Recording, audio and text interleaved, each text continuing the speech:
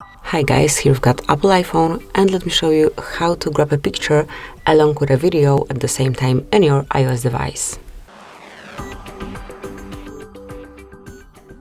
So at first you have to open Camera app and then from Photo panel just grab your phone so you can take a picture, for example of this plant.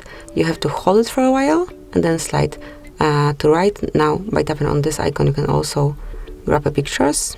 Then stop the video here, and now if you open the gallery, so let me show it to you. When you open the gallery you can see the video here and then the pictures before the video file. So that's it, that will be all.